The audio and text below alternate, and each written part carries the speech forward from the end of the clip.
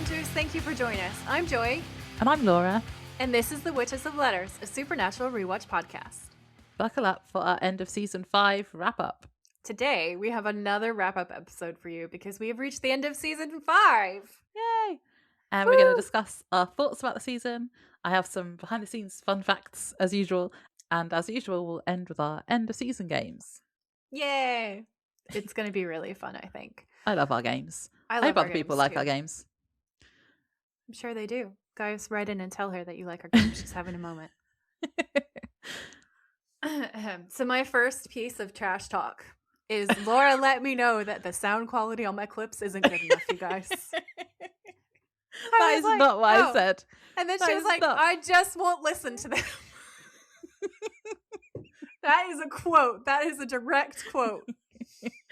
I'm over here like, I tried so hard, got so far.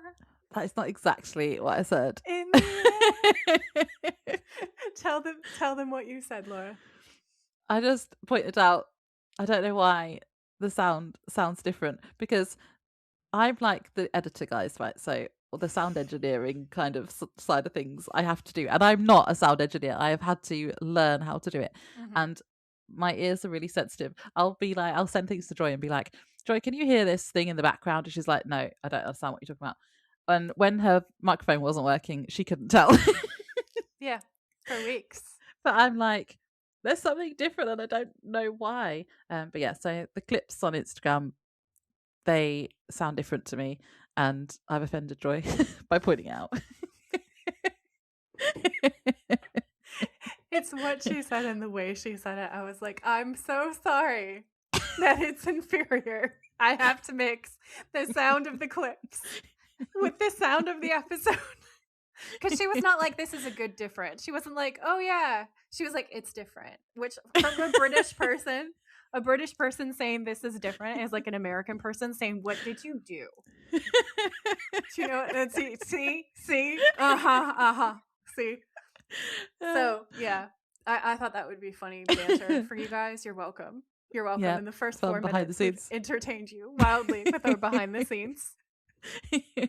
But I'll go our behind the scenes going. Do you know what I want to know? I want you guys to write in with what your favorite behind the scenes was from this season. Like what silliness, what unhingedness was your favorite thing? We have so many unhinged moments. We really do. Mine was what were we talking about earlier? Mine was those two scenes falling off a cliff. Oh yeah, Joy saying about Cass's entrance or Death's entrance, and if she had to rescue one falling off a cliff, she didn't know which one. I was trying to be like, I just absolutely started pissing myself laughing. Yeah, and everybody else, because there was like a few people who've written in on that clip that went up to agree with Laura, being like, by the way, Joy, and I think I got a couple of DMs too, being like, by the way, Joy, that was so silly. I laughed so hard. I'm also doing a spit take with Laura. It was so funny. It was really funny. Yeah, that was probably my favorite. Yeah, that's probably the rats are the rats of the world of this season. But I stand by it. That would be, it puts Laura in horror as the overall. Of all time. Yeah, that's the goat. The goat. As the kids say.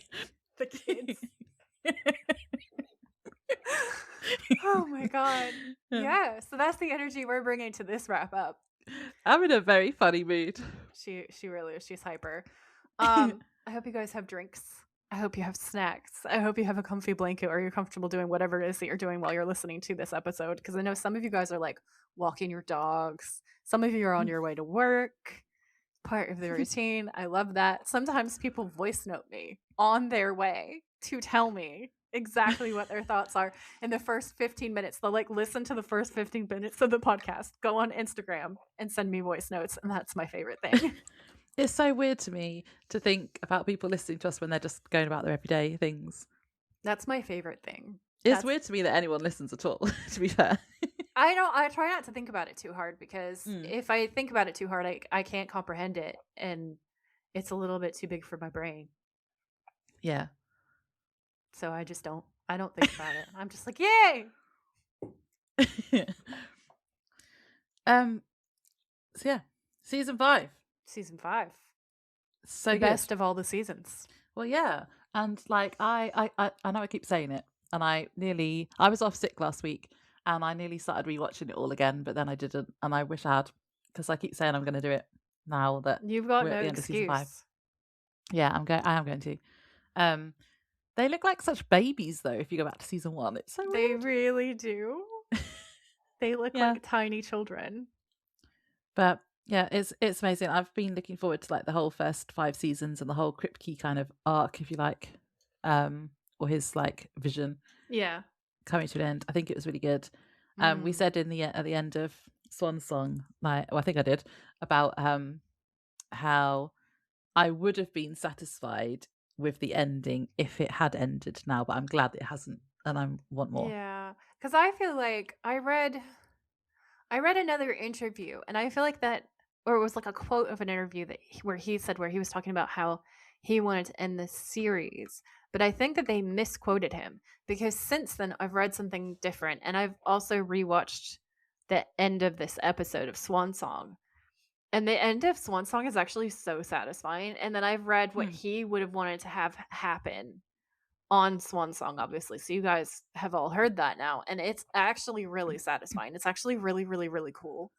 And I've been learning recently that like his original vision was kind of different, and that the network forced him to change certain things about the show. Because like he, for instance, he never wanted the Roadhouse. He wanted to keep the Monster of the Week formula, and they forced him to kind of like try to tie Sam and Dean down to repeated locations because of the budget and a couple of other things. I see. Yeah. So they like, and also he had wanted Ellen to be a bigger part. Yeah. I don't think that Joe was his idea, really. He didn't have a lot to say about Joe, but he did have a lot to say about Ellen, and the reason why we didn't see more of her was because the actress who was playing her got booked by something else or something. Oh, okay. So she wasn't actually available for filming, but like theoretically, I suppose we probably wouldn't have gotten Jodie if that had happened, because I think she would have been performing the parts. That kind of same character. That Jodie, because Jodie, obviously, it's not a spoiler to say that she becomes a repeat character. Yeah. So I feel like that's what happened there. And like his intention, I think, had always been to have more strong female characters in the beginning. Which is and the Monster of the Week stuff, which I mean that's probably his X-Files like background coming through as well. Yeah, and he specifically mentioned that in this interview. Yeah. So like I thought it was fascinating. And a lot of the things that people kind of go, I love this, but I really love the early seasons, and I really love the Monster of the Week formula, and I really love this. Like a lot of the things that we all say we're like obsessed with is Kripke. Yeah. And the things I love like the Monster of the Week stuff. That's usually what the network made him do. So it just goes to show networks should just leave their writers alone, honestly. Yeah. I think it's interesting that he wanted more Ellen. I think Ellen is actually a really underrated character. And we didn't get a lot of her, and I thought she was really cool. I liked her. She was really, really good. The actress who plays her is really talented, and she was quite a fun, sassy, tough character. Yeah. I like those kinds of female characters in shows. I mean, she definitely had like Ripley vibes. Yeah. And I would have loved to see more of that. Definitely. Yeah, I thought the season was strong, obviously, and I love the storyline, especially like all the Horseman stuff. I was really excited about all the Horseman stuff right from the beginning, wasn't I? When I was like, they're gonna when we had War. I think the War episode is like the third one, wasn't it, in season 5? It was early on. I think it's something like that. Yeah, it's not very far in. And I remember being like, are they going to be all the Horsemen? And you were like, yeah. And that was so good. And then I was like, wait until you see death. Yeah. And then we had to wait another 20 episodes. Every season I was like, are we there yet? I'm sure he's in this earlier. No, it was like the penultimate episode. Yeah. It's wild to me. Yeah. Is he in it anymore? Yes. He's definitely again. Okay. Yes. Cool. Yeah, and like the whole I know I've said this before again. I feel like I repeat myself quite a lot on this podcast, but who cares? The brotherly bond between Sam and Dean is like the heart of why I watch the show. I think I just love it. I just love the brotherly banter and all of that. And I love how in this season it literally is what saved the world. Their brotherly That's bond. like a really cool message. Yeah, it's just amazing. And that whole kind of full circle kind of aspect of it. Yeah, actually, in that interview that I was referring to, I've started saving them, guys. So you're gonna get so much like stuff from me like this. He was talking about like that it was really important for him to return to the earlier themes and for Yeah. everything to come full circle. So it's cool that you pick up on that because I think that was his mission with writing this ending episode. I think he said something like that in the special features stuff that I had as well. I wonder if it was either the same interview or there's certain talking points that he probably said quite a few times. Yeah. But yeah, it was good. I was thinking about, for this episode, obviously, I was thinking about, did the ending go as I was expecting it to be? I was trying to think what I thought was going to happen at the end. And I do think, for the most part, like I knew there was going to be some sort of, they were obviously doing this showdown with Lucifer and Michael. But I do actually think that it was a big surprise for me that it wasn't Sam versus Dean as Michael. Sam as Lucifer and Dean as Michael. I really thought that was what it was going to end up being. And obviously it was Adam. Although I suppose it ended up being Sam versus Dean in the sense that it was Lucifer beating the shit out of Dean at the end. Yeah. But it wasn't like they were the two. I was still expecting like to have a big fight scene. You thought there was going to be a big supernatural showdown. Yeah. Like a Lucifer Michael big showdown thing. Fisticuffs. Yeah. But again, I don't think I'd have changed anything about it. I think that was just a surprise. But that was what I was expecting, and it was different. But yeah. I actually have come away, like I've always loved Swan Song. But I've come away with so much more of a genuine appreciation for it, I feel like. I think that examining it for the podcast made me have a deeper love of it because I went into so much detail and I did a lot of research before we recorded that episode. And it made me it hits different, and I loved it. Like I love it even more now. Like I think before, the only thing that I wasn't sure about with Swan Song was the last frame. When Sam turns up again. Where Sam turns up. And now that I've read Kripke's thoughts, I'm obsessed with it. I think it's the best thing ever. Like I've always really loved it. I've always thought it was the strongest episode. In my opinion, I think Pilot and then Swan Song are the two best episodes of the show. But yeah, now that's made it even more perfect for me. Is that going to be something you'll be able to share like later, but you can't now because it's going to be a spoiler? I mean, I feel like I can't really go into detail, because it's going to talk about stuff that you haven't seen yet. So yeah, so when that stuff happens, you'll be able to then tell me what. Yeah, we'll be able to have that conversation then. Cool. But I would just say generally from the point of view of like if you haven't seen anything past Swan Song and you only saw Swan Song and Swan Song was the actual ending, I'd be really happy with that. Yeah, well, I mean, I don't know why Sam was there, but I think I just assumed it was Sam just coming back to check on Dean one last time and check he's okay. That was how my brain was like, this ending is fine. And I can go, if it had ended, that is how I would have just interpreted it and been like, right, that's fine. He was just checking on his brother. It's good.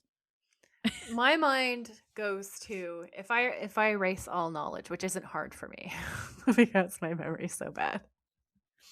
But if I erase all future knowledge of what happens next, and I just think about this ending as it is, I think that I would have assumed that I would have been curious if it was happening in a chronological order or if I was seeing something that was happening from the distant future. Or like it was a future Sam or a past Sam going back or something. Yeah. So in my mind, my assumption would be that Sam has somehow gotten out, that he's somehow beaten the devil and he's gotten out, because the other option is that Lucifer, like it was all an illusion and Lucifer's never in the cage. and Sam is Lucifer and everything's going to hell, literally. Yeah. But I don't think that. I think that like my conclusion would have been Sam found a way out and they're about to reunite and it's going to be sick.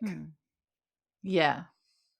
I did before we recorded Swan Song, when I first watched it, I was like, I mean, I didn't even know if it was Sam or Lucifer that we saw at the end, because you just see him watching Dean through the window, don't you? Yeah.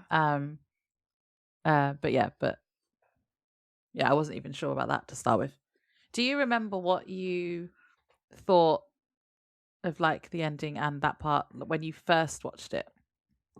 Oh, you already said about that bit, but like before, with the actual ending of Swan Song, I mean. Yeah, so with the actual ending of Swan Song, my thought was that I didn't know what it was supposed to mean. So original thought process was I was angry because this show was super important to me and I didn't know what it was supposed to mean. Did it mean that Lucifer had tricked Dean and is now about to go in and kill everyone in Sam's body, which is horrible, and like a fitting end to like a horror movie that does not have a happy ending? Or does it mean that this is a little ways, like time is different? Has Sam actually managed to beat Lucifer and return?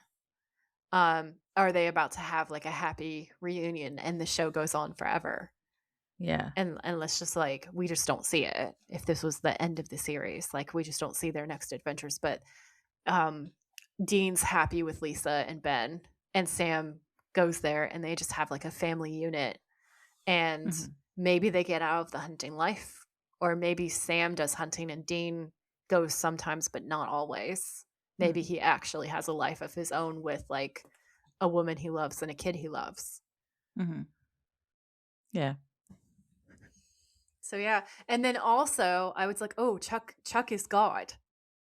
Oh yeah. That was because he's narrating the whole story at the end, and then he disappears with magic. Which that was my other thought. I was like, Chuck is God. I still don't understand like how.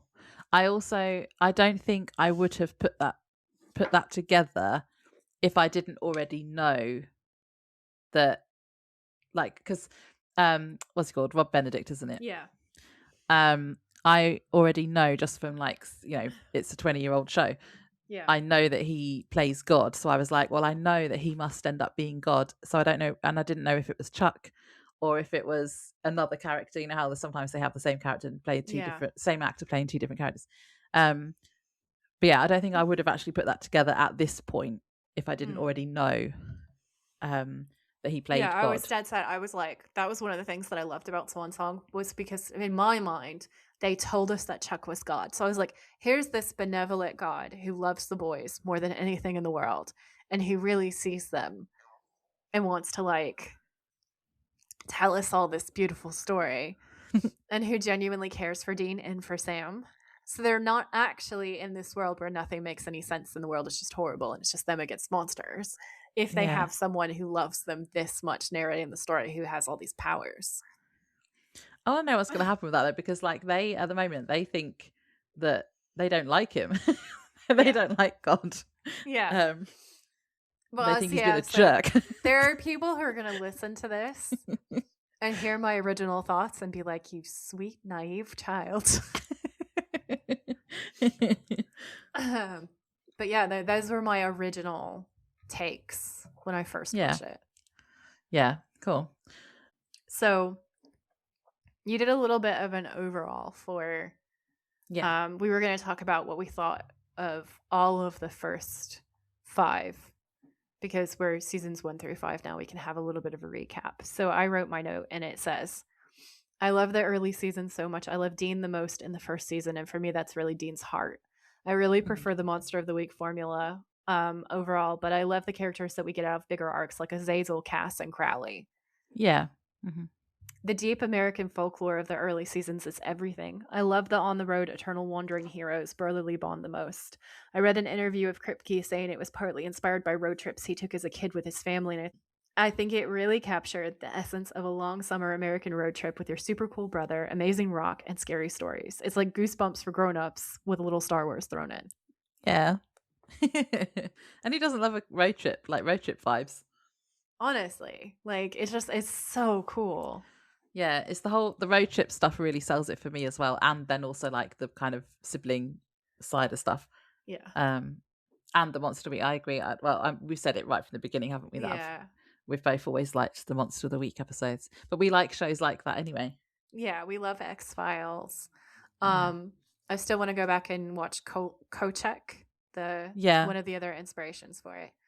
I've always loved like road trip movies and TV shows, and it just captures all of my favorite things. Honestly, seasons 1 through 5, it's got everything. Yeah, one of my biggest, I think I might have said this before at some point as well, but one of my biggest dreams has always been to do a road trip across America. And like this, it kind of feels like I'm like, oh, this is what I want. Obviously, without like almost dying all the time. Yeah.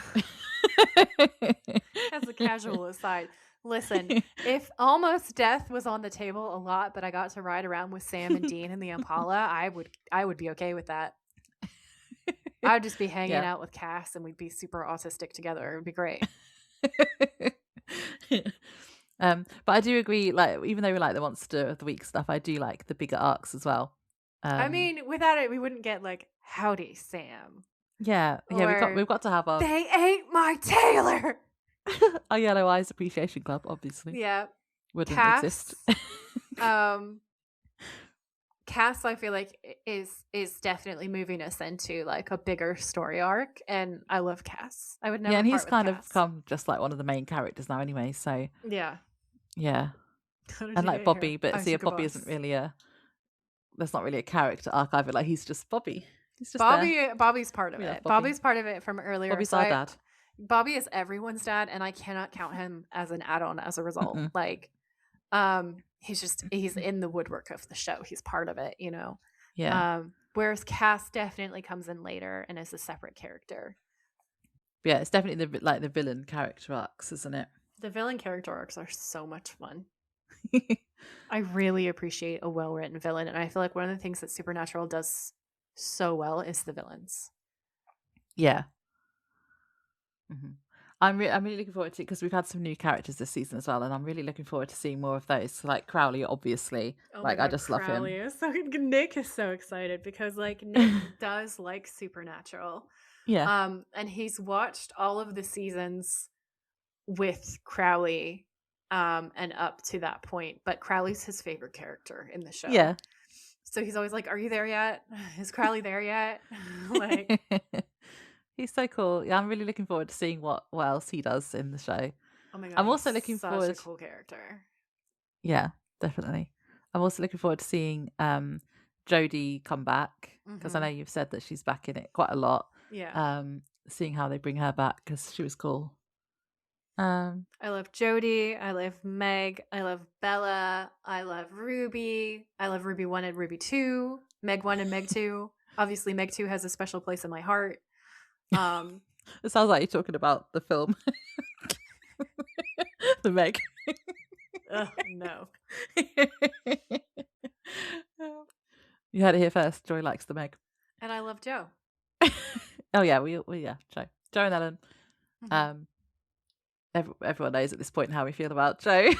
Everybody does know how we feel about Joe and Dean together, kissing in a tree. Yeah. K-I-S-S-I-N-G. Yeah. So the next category I think is character arcs. Yeah, we've kind of talked about character arcs, haven't we? So the other character arcs we've had are the Horsemen. Obviously, this season were really important. I don't know if this is a hot take or not, but I still think Famine deserved his own episode. But yeah, the others all had their own episode. Yeah. Oh my god, and Matt Frewer is amazing. Like he's they're all phenomenal actors. Yeah. Every single person that they hired to play a horseman was amazing. They were really good, yeah. Like he's so good. He's so good and he's so disgusting. And like he changes his personality at the drop of a hat. He's fantastic. I liked that so like my thoughts were, I like that the implication that death was the most powerful and that he could like squash everything like a bug, but he hates Lucifer and that's his motivation. It just makes him such a cool rebel character.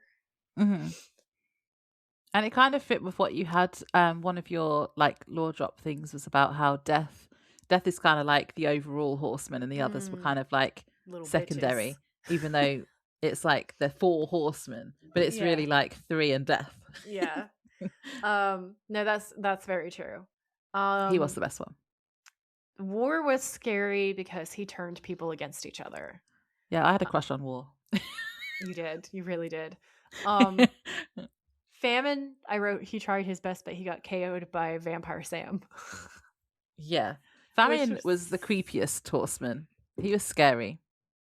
He is super creepy. Yeah. But then Sam's little loophole defeated him. Yeah. That was actually pretty cool. That was very cool. Like that's actually one of the coolest action sequences, fight sequences, I think, that we see. Yeah.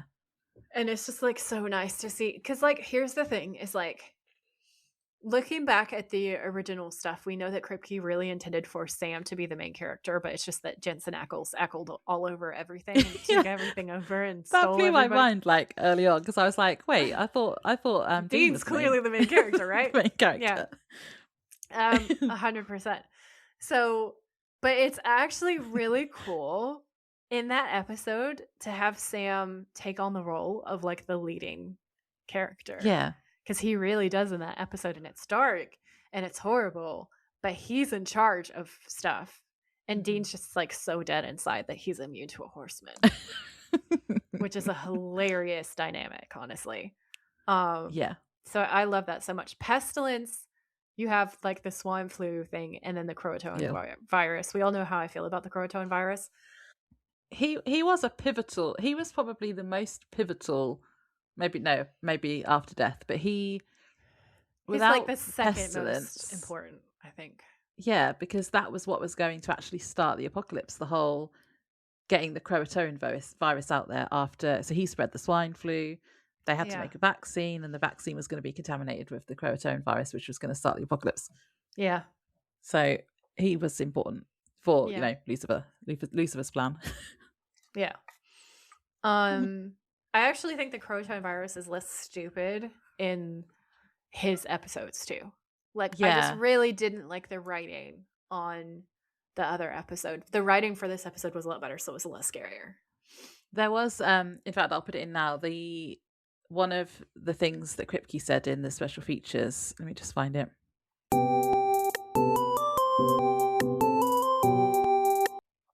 Kripke pointed out that the Croatoan virus was put out there in season 2 as just sort of like a zombie virus. It was just like this thing, but it kept bothering him. It was like one of those things that kept bothering him, and he kept asking the writers, what are they going to do with it? What are they going to do with it? He couldn't let it go. Yeah. He's like, we need to do something with the Croatoan virus. And I'm glad they did, because it did make it all, as another full circle thing, wasn't it? It was. I think it's pretty good how they managed to get it in there again. Yeah, I really appreciated it. Make it less stupid. I really appreciated it, and I think it's in 2 Minutes to Midnight where they encounter all the Croatoan zombie guys, and they're having that fight in the warehouse. So good. So good. Especially now with the background of me understanding the Stand references, like the Stephen King references that are in there too. It makes it 10 times better. I love it. Yeah, it's good. I feel like I want to do a silly little sum up for the horsemen. So I'm going to say, right, War, he was the hot one. Famine was the scary one. Pestilence was the disgusting one. And Death was the iconic one. Yeah, that's fair. That's my summary of the horsemen. I also really liked how Lucifer and Michael parallel Sam and Dean. Yeah. And, like, figuring out like what they can overcome. The drama of it all as we get towards the last episodes is really good. Also, everyone forgets about Adam. I literally forget about him all the time. Yeah. It's just the whole sibling stuff. I don't know. I don't know if it's just because we said right from the beginning, like we identify with Dean because he's the eldest Mm-hmm. sibling. Yeah. That's why we also thought he was the main character. Obviously, he still is. Yeah, clearly. And just the brotherly bond stuff, I just love. And yeah, even then when Lucifer and Gabriel were talking and like their whole fight, and I just loved the brotherly banter, didn't I? And it's the same with Michael as well. And the Mm. parallels are just really good. The It's parallels just are really, amazing. really good. And It's just good writing. it's such an interesting way of taking. I know I've said this a little bit before, but I stand by this assessment. Like, you build this world mythology and you bring in like the devil and God and angels and all of these monsters, and you frame everything around the relationship between these two men. And it's just so well done, and it makes things like the battle between Lucifer and Michael has never felt so intimate or real or Yeah. relatable or anything. And I just think it's a beautiful thing that they've done by taking that story and Yeah. weaving it into the dynamic that Sam and Dean have with each other and paralleling everything. Oh, I forgot to say fucking Gabriel. Mm. Oh yeah, because he died in it. We've got loads of people that died. I haven't even put them in my notes. Gabriel, Zachariah, we don't care about him though. Zachariah, we only hear about Anna, as a bad guy. lots of angels died. Lots of angels died. We don't care. Angels are No. in fact wings with dicks, except for Cass. And Gabriel, who kind of is a dick with wings, but just lovable. Yeah, Like but he was just fun. trickster, fun, amazing. Yeah. Yeah, just to go back to what you were saying though, the brotherly bond and everything.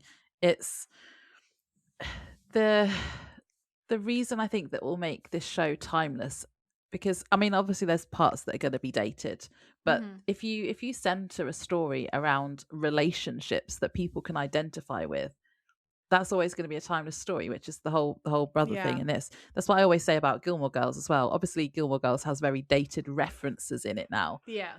but the reason that I still watch it all the time is it's about family dynamics that most people can relate to, and that is what How makes it weird is it watching timeless. it back with Jared in it now?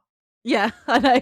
Because when I first started this podcast, I could not get over the whole Jared being Sam, but he was Dean in Gilmore Girls, and that was Yeah. so confusing, wasn't it? Because it was like Yeah. he's not Dean. There is a Dean, but he's not Dean, but he was a Dean. And now when I watch it, it's really weird, and also because he's like really, really young. He's even younger than the start of this, obviously. Yeah. And like, yeah, he just looks so different, and yeah, it's really It's weird. such a mind boggle. This is one of the things, because like if you're someone who will also watch Gilmore Girls, like if you're on that intersection of people who will watch not just Supernatural but Gilmore Girls, whatever order you do it in, the most we're mind both in fucking that way of doing it is to watch Gilmore Girls first, then Supernatural, then go back to watching Gilmore Girls and being like, what? And I do, because Gilmore Girls is like a constant rewatch for me. Yeah. And yeah, it's really weird. I just they've kind of like morphed. They're just completely separate characters in my head now. I don't see it as Jared. I'm just like, right, that's Dean in Gilmore Girls, and this is Sam in Supernatural. Yeah, it is strange though. Do you remember that reference in like Hollywood Babylon where he's on the golf cart and they're like, and if you look to our left, you can see where we filmed Gilmore Girls, and he looks so uncomfortable. He's like, Dean, we gotta get out of here. Yeah, that's so good. I love the meta references in this show so much. The iconic music and the meta references make my life complete. Yes, the music is so good on this show. That's also one of the reasons that I loved it instantly. It was the road trip stuff, it was the classic rock, and also because classic rock is what I listen to in my car. Yeah. Especially if I go on a long trip, I have like a playlist and it's always classic rock. It's like Guns N' Roses, it's Bon Jovi, it's all the like kind of cheesy classic rock that I just love singing to. It's rock ballads. Ballads is what I sing to in my car.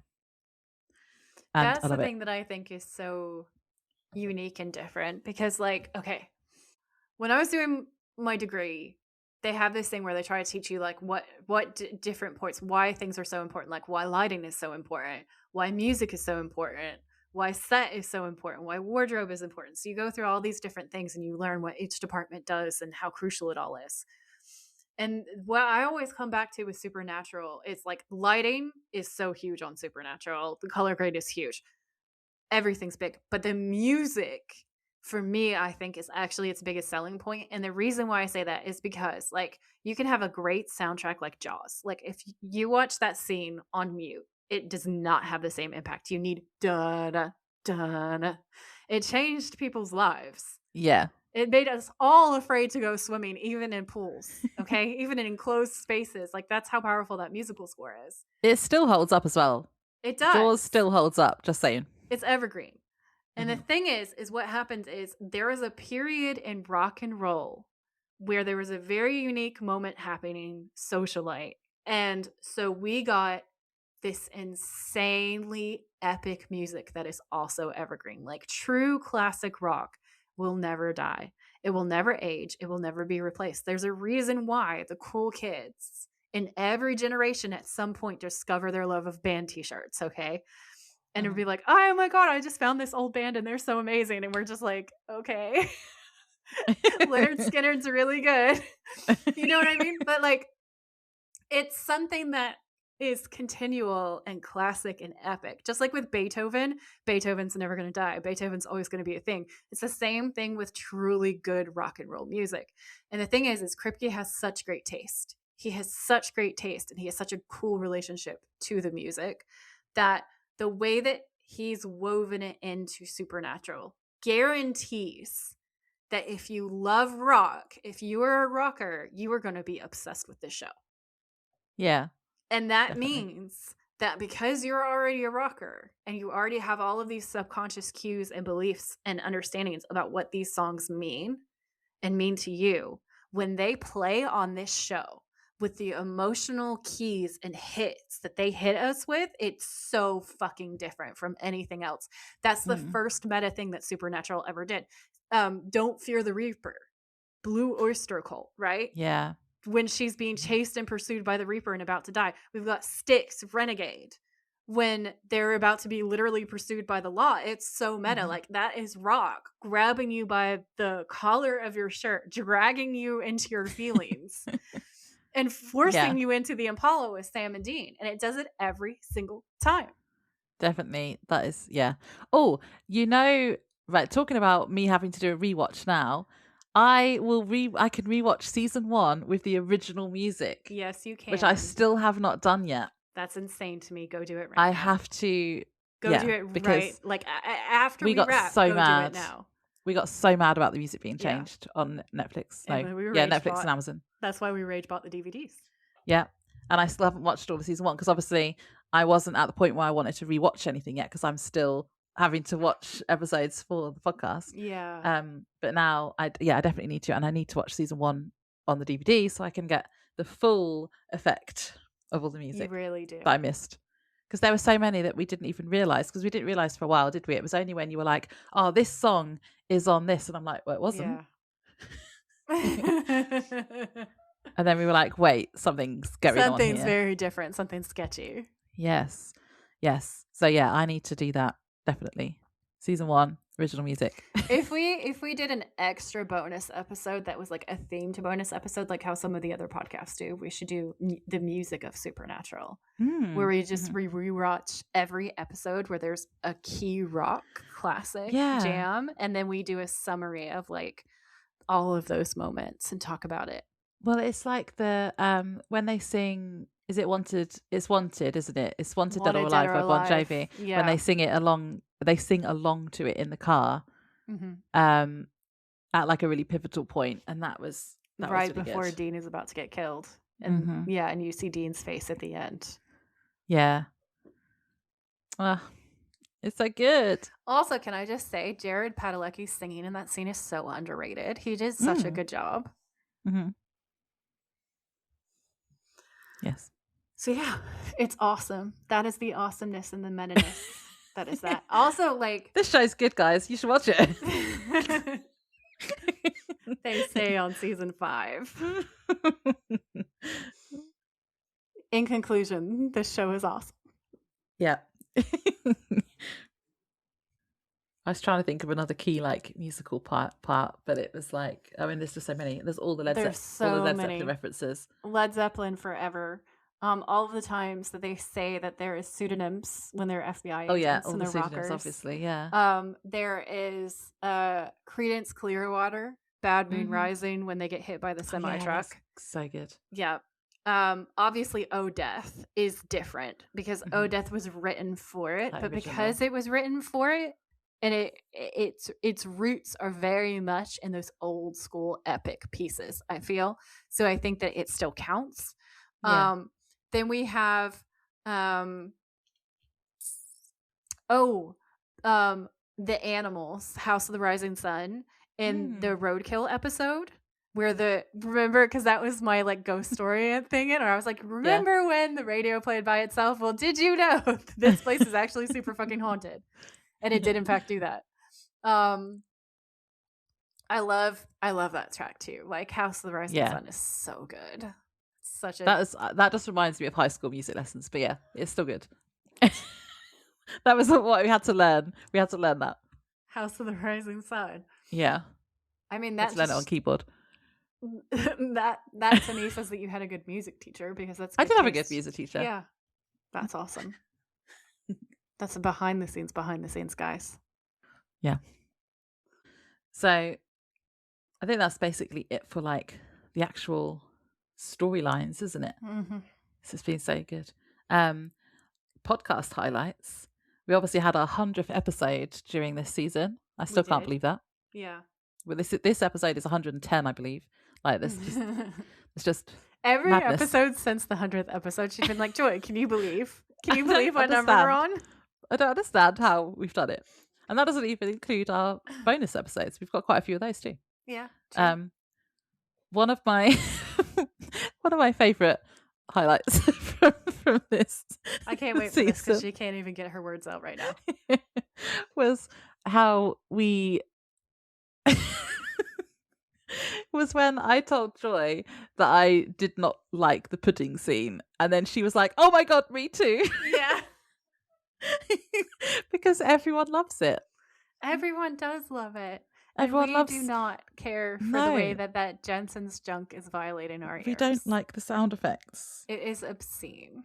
That aren't actually sound effects. They're not sound effects. It's just real. It's gross, people. I don't know. We didn't like it. Like if you like the pudding scene, that's fine. That's okay with me. But we did not care for it personally. I understand how it's become like an iconic part of the. I still fandom, think it's wild that memes. Sam was supposed to do it. Yeah, that doesn't make any sense. It's definitely a Dean thing. It is definitely a Dean thing. It's totally a Dean thing. Yeah. But I don't.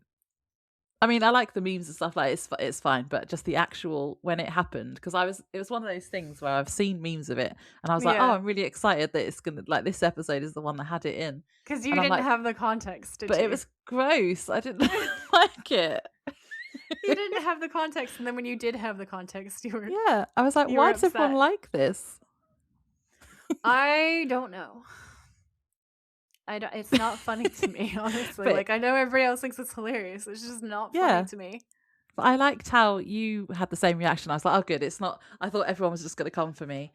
I will say I'm impressed that people did not come for us. They just let us have our thoughts and feelings on that. They were like, well, that's their problem. That's okay. But that was definitely like a highlight, just like a prominent thing that happened this season. That's stuck in my mind. Jensen's junk slapping around is prominent in your mind. Ew. No. We've had more guests on as well. Like we've had more guest spots. We've been on other people's podcasts. That's been fun. I like building that up each season. Yeah. We've had repeat guests again. We've had Wally on again. That kind of thing. We've done some stuff with Navia like a few times now as well, which is good. Such a fun guest. We have some upcoming really cool plans with them as well. So both Wally and Navia. Oh yes, we've had some conversations for some future bonus episodes. That'll be, I think, a really sick combination of things. Yeah, definitely.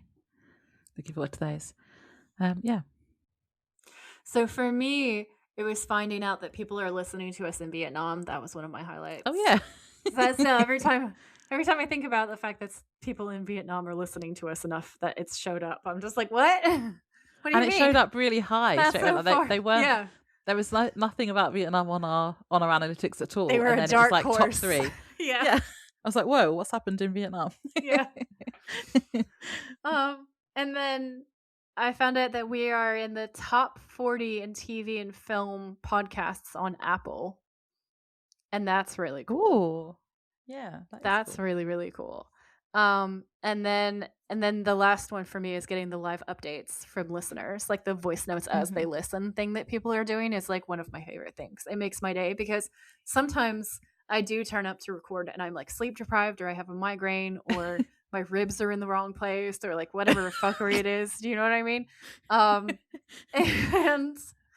it's hard work at times. Even though I love doing this podcast, there are times when I'm just like, oh. And to have people listen and they're so excited that as they're listening to the episode, they really want to tell us their thoughts and feelings about everything is such a big highlight for me. Yeah. I like seeing the Spotify comments because they come through on my phone. And then I like screenshot them and send them to Troy. Yeah. But I like how people are then, it's like they're becoming part of the conversation. Like we're having a conversation about something and then people like to give us what they think about what we've been talking about. I like that. Yeah. Yeah. It's really nice. It's like how it because it's an open conversation instead of just us talking to ourselves. It's you guys are part of it. And that's my favorite thing about our podcast. Definitely. So I do have a mailbag. Yay. So I asked everyone to write in and tell me what they thought of the first 5 seasons. I was like, we're moving on to season 6. This is our wrap up episode. If you want to tell us your thoughts for it, let us know. So, the first comment comes from Wally, and he's basically saying that this all happens before they become unstoppable denim wrapped gods. Like this is just the beginning, basically. And I thought that was a really fun comment. I really like that. Then that's a cool comment. Sammy's Girl 83 says season 1 through 5 was my favorite because I loved all the creatures that they hunted. Yeah, so Monster Week stuff. It's Monster of the Week format. We're so on the same page. We love that so much too. Like that's our favorite thing. Then it's Crimson Sonata says a flawless 5-year arc with the best finale in TV history. Hard agree. Yeah, definitely. Chow.willow says each season kept getting better. Season 5 would have made a great ending. Glad it continued though. Yeah, which is like where what I think too. Yeah. It would have been good. I wouldn't have been like, oh, it ended on a cliffhanger or it ended on like I wish it hadn't ended there, but I'm glad it didn't. Yeah. So totally agree. Yeah. Bushel and Beck says, love the use of real lore. We'll send a voice message about it. And Beck did send voice messages. And it was basically like the conversation was basically about how they made a real effort to be really inclusive in using as many different cultures and folklore as possible. So it wasn't just set in this Christian iconography. It was just everywhere from all over the world. And that the show does such a good job of being inclusive rather than sticking to one storyline and making it all about like this singular Christian narrative, which they could have done, but they clearly chose not to. Like they obviously made decisions to be more inclusive. And I really agree with Beck about that point. I think it's such a good point. Yeah. And they might have had varying levels of success with that because like we said about the what was the one with all the gods in it? How there was people that they didn't really kind of do some of those gods justice, but yeah, like what they're trying to do is appreciated.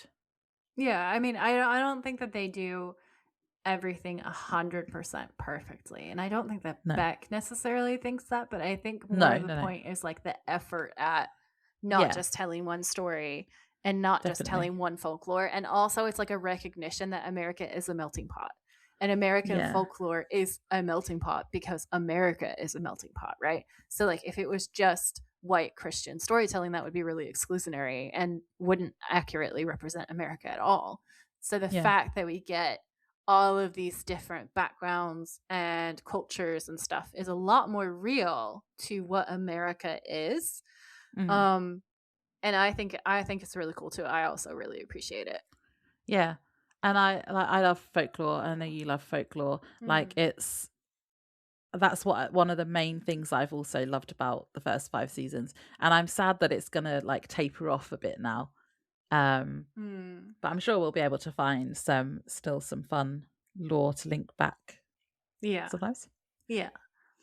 So SP and Swifty wrote in and said, for some people, there's a clear line between seasons 1 through 5 and the 10 others.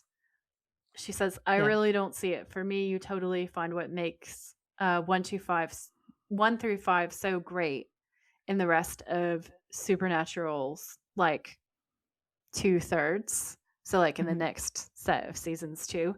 The amazing photography work, the banter, the fun, and the sheer angst, it's all in there. And Yeah. she goes on to say it's why the show had 15 seasons and why we keep coming back.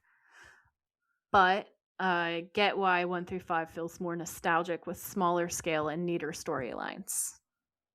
Yeah. And like Wally was saying on Swan Song, wasn't he, about how it's kind of like you get 3 5-year kind of or 5 season arcs. Yeah. So I think that's kind of cool. Yeah, I look forward agree. to that. It is really cool. I do think that season 1 through 5 will end up being like my favorite though. Your favorite. Yeah, For me the too. reason that comment that comment just says about the nostalgia and all the Monster of the Week stuff. Yeah. I think it's interesting how there's people who can enjoy it all. There's people who think that all of it is super important. And then you have the splits in the fandom where you have like there's some fans who think seasons 1 through 5 is so much better and like why even bother? Like not totally throw it away. I don't really think that's the thought process anymore. But I think there's like a regret almost for the latter seasons. And then there's like the people who love the later seasons and do not get the first couple of seasons. They just kind of like watched it for the sake of it and then got more and more into it as this season's change. And as kind of like Sarah Gamble took over, they really enjoy her take on things. So I'm excited to see her take on things actually. Yeah. It's an interesting one. Because as I've said before, I used to be like a dyed in the wool seasons 1 through 5 are the only real Supernatural and I don't want to watch the rest of it kind of a person. Yeah. And I've changed my tune completely now. Like especially doing the rewatch, I really value all of it. Not the last season, but everything else I really value. And the thing is, it's like even saying that there's still things in the last season that are really good that I wouldn't trade for anything. So yeah, I don't know. It is all really pretty damn good. Yeah. Well, I mean, I'm saying that I think I'm going to end up just liking season 1 through 5 the most, but I don't know because I haven't actually watched it. So who knows? Maybe I'll be eating those words later. The nostalgia factor is huge, though. She's totally right. Like she's nailed it on the head there. Like it is. I think a lot of it is the nostalgia, and I think also there's so many people who like get towards the end of the season and will immediately hit the pilot episode, and I'm one of those people. Like, and I don't faithfully rewatch it. Usually, I usually just skip around and watch whatever the mood that I am in at the time is taking me to. Like, if I want a goofy episode, I watch that. If I want a serious episode, I watch that. If I want something dramatic, I'll watch one of those. It has so many different flavors to it. Like, as a show, I don't think that there's anything that hits quite that hard. Like, I feel like Buffy comes close. Buffy has a lot of different layers to it and moods and things. But I think overall, I probably will watch Supernatural more. I think I feel like I get more variety out of it personally. I think I'll be able to do that with Supernatural, like just pick random episodes that I want to listen. I'll be like, oh, let's watch very Supernatural Christmas. Today, or like, we've got to watch let's this episode. Yeah. Changing channels. Whereas usually if I rewatch something, I have to restart from the beginning and I have to watch all of them. Like I can't skip around, but I do think I'd be able to with Supernatural. Yeah. So Jilly.Hoffman says that it's the GOAT. So seasons 1 through 5 are the greatest of all time, basically. And that's it, period. Which I can respect. Like we've said, there's a big portion of the fandom that feels that way. And I totally get it, because I definitely used to be like, this is all that there is. I do think that I love the other seasons more now, but I still think 1 through 5 is the best. I think Kripke's original vision is the truest heart of the show. I think it's the most true. That's why the show exists, isn't it? Because of his vision. So yeah. So I feel like for me, seasons 1 through 5 is like canon, and the closer you get to season 1 and the original portrayals of the characters, the most canon that you can be, in my opinion. And then as you go after season 5, it just feels a bit different. Like you can tell that he doesn't have his fingers in this particular pie anymore, it feels like, and things shift. And that's not necessarily a bad thing. To be totally honest, there are lots of things that come after this season that I genuinely love and would not part with at all. I don't know if it's the nostalgia that makes me feel that way. I think it's my honest opinion. Like, I think my honest opinion is that I prefer the Monster of the Week on the road formula. That is what made me get hooked into it. But it's like the emphasis on music is harder, I think, in the first 5 seasons. It doesn't go away, but it feels harder. It feels more distilled. It feels more like it's more of a vibe in 1 through 5. Sam and Dean's relationship being super central to the storyline feels more of a vibe in 1 through 5 as well. So yeah, I don't know. That's those are my thoughts. Thank you to everybody who wrote in. Those were really, really good points. Yeah, thank you. We love some mailbag. Well, we've got to update prank wars next, so my contributions were just putting cockroaches everywhere in all the out of context quotes about 3 times, I think it was. I did write it down. I put them in the out of context quotes for the end, for our 100th episode special, and then also in Point of No Return. Hello, and welcome to the most infamous haunted dolls in the world. I'll be your host, Joy. We're about to really traumatize Laura. Is everybody ready? Are we all excited? We're all excited? Good. I'm gonna put some more cockroaches into this episode, by the way. I'm just gonna keep finding more and more haunted dolls. I'll go with killer clowns next. I need to find something else you're scared of. Doubling down. You're not scared of as many things. I can't find like medical scary things like you could find dolls. It's not fair. Evil laughter. So Mandy comes to us from, I forgot, I have slides for you to look at, Laura. You can't make me. Let me really quickly WhatsApp you the slides. You can't make me watch them. I totally can, because they're pictures. So let me go back. This one's actually genuinely freaky looking too. I'm not even scared of haunted dolls necessarily, and this one I was like, ooh, that's disturbing. Looking for the doll, the freaky doll. I have way too many pictures on my camera roll. There she is, and there's the other one. Okay, now you have visual references. Please open your file so that you can see what we're talking about. Yeah. No. Yeah. Yeah. No. Yeah. Yeah. Ew. Wait, I think I've seen one of these before.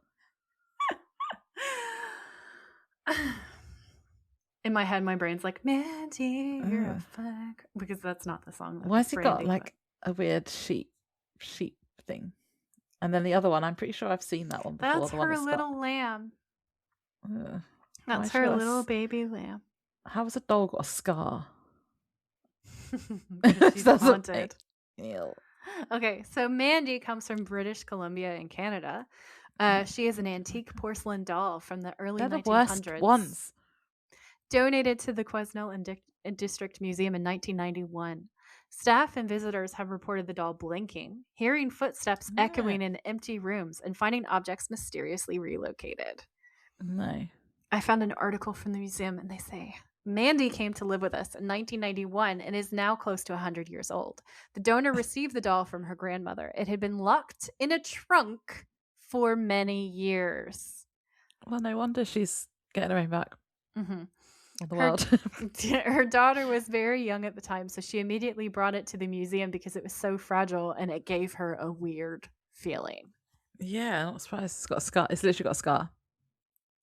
Mandy gained notoriety when museum staff reported strange occurrences. When Mandy arrived, she was photographed to add to the collection. She was left in the lab overnight. When staff members arrived in the morning, they found the lab in disarray as though a small child had a temper tantrum. Later, a stuffed lamb given to Mandy to keep her company was found on the floor outside of her locked case. Mm. Mm-hmm. I don't want this lamb. Get it away from me. I think she was off on adventures with him and forgot to take him back. Spooky. So a visitor from Calgary tried to videotape Mandy with no success, but was able to tape everywhere else in the museum. She simply could not be recorded. It's like pestilence. It is like pestilence. A visitor from Surrey reported when she returned home, her house had been broken into, and the only item stolen was a porcelain doll. Or a different doll. A different doll. She's freeing her people. Oh no, she's making an army. Yeah. Many people swear that Mandy's eyes follow them when they visit the museum and see her. Okay.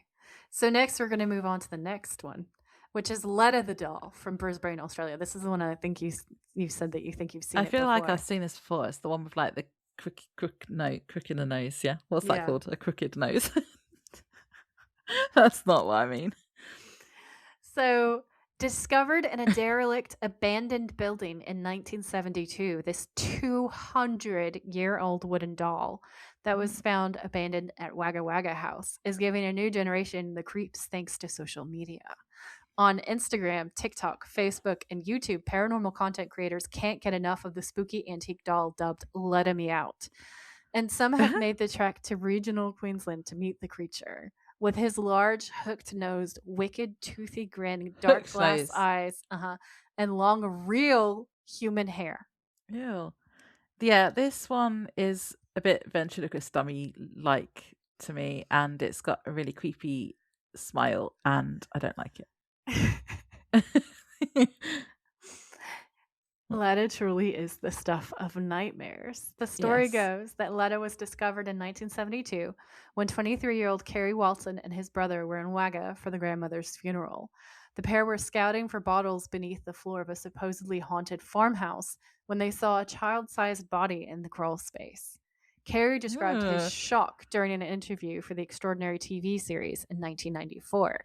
He says, I was sort of under the house and with a torch and a bit frightened about going under there. And I shined the torch. Why was it in a crawl space? No. Why? All valid questions. I shined the torch on this fellow and I thought it was a little kid, he said. Ew, can you imagine? Like, there's a kid down here. Oh no, it's actually worse. It's a doll. As Kerry and his brother drove home to Brisbane, the fully articulated doll appeared to be wriggling inside the sack that they had placed him in, and they joked that he was calling "Letta Me Out." Yeah, he goes on to say, when we first got him, I was petrified, Kerry recalled. The night I got home, I left him in the lounge room, and halfway through the night, I had to go up and put him back in his bag and put him under the house. An antiquities expert dated the nails and the doll's shoes to 18th century Eastern Europe, to the 1700s. And then I've linked the article in what will be the show notes for this episode, so you guys can go and look at these spooky dolls if you want to read more. Yeah. That one is really scary. Yeah. I don't like that one. So what's really interesting is they think that he can bring good luck if he's happy with you, which I thought was an interesting twist on the story. Well, but why? But people are just putting him in a crawl space again. Like, that's not going to make him happy. Probably not. Probably Probably not. What the update to it is the man, so Carrie, who is now a grown man, because this was back in the 70s, he has a fully grown daughter as well, who also has a child of her own. And she has Letta at her house, and her husband is terrified of him. And she's running the social media account, being like, he's fine, he's my friend. And her husband's in the background like, no, why? That would be me. Yeah.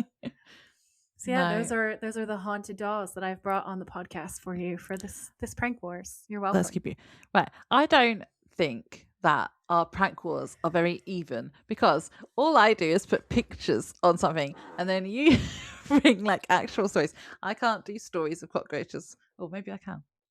Oh God. I'm going to think of a way to make it a bit more even. Joy. She says that. She's the one who literally started it by picking on me.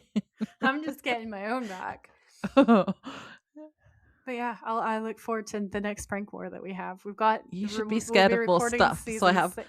more ammunition. I'll try to work on that. Someone give me some ideas. Come on, give me some ideas, please. How can I get joy? How can it be more even? Help me.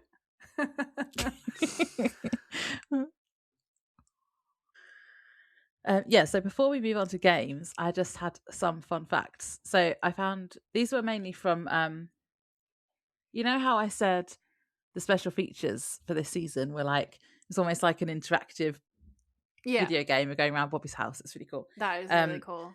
So you I click need to on have a look at mine. Yeah, you click on some books and stuff, and it has like little documentaries or little interviews and things. One of them, by the way, you know how we had the random ghost faces like intermission in the middle of a random episode? Yeah. There's a whole thing on the special features. Like it's basically a whole ghost faces episode. Oh my God, I cannot where wait. They're in like it's like a haunted movie theater, or like an actual theater, I think. Oh. And yeah, it's really random again, but it was fun. So I've got some Kripke fun facts from the special features, and then I also found a costume fun fact which I was happy about. I already said about him feeling like he wanted to bring the Croatoan virus back. Oh, the set, you know how they used the Watchmen set? Yeah. And in the future episode, I forgot what it's called. Yeah. The End, isn't it? The end, yeah. It wasn't just for that, because there was a video that had like the location guy showing us around the lot, and he said that there was loads of other things and it linked to other episodes, and I didn't realize that. Oh, so there cool. was the diner that they used for the episode with Jodie Mills in it. That was on that lot. So they must have just taken over the whole lot, from what I could gather. There's an alleyway where Cass beats up Dean is on that lot as well. The alleyway where the little zombie girl attacks Dean in the zombie episode. Yeah. That was on there as well. The episode where Joe and Ellen die, you know, when they blow up the hardware store. Yeah. The fire escape where Sam and Dean jump out of, that was on that lot.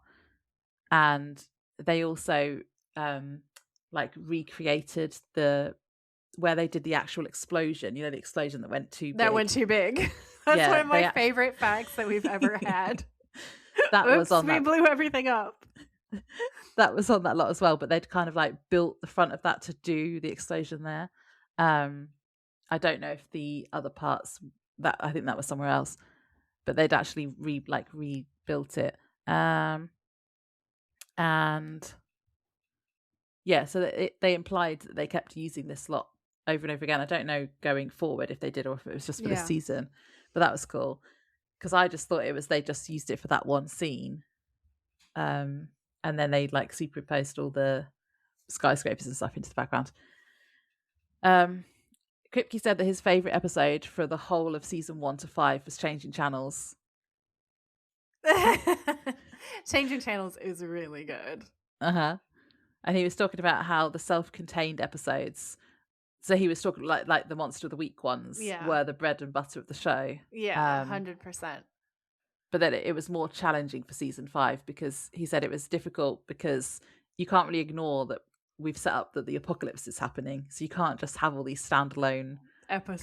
because then you're like kind of like, well, You're what are like, they doing? wait, There's an what's apocalypse happening? going on. Yeah. Yeah. Why are you going to fight a swamp creature right now, Sam and Dean? Stop the end of Yeah. the world, please. So he said they didn't do that. You couldn't like ignore the apocalypse for like several episodes in a row. It just wouldn't have worked. And he said that they linked those episodes emotionally to what was going on, even if they didn't mention any of the actual angel and demons stuff. Yeah. So Dean, for example, Dean losing hope or Sam giving into the dark side, they were kind of embedded into those episodes still. So they weren't completely ignoring it.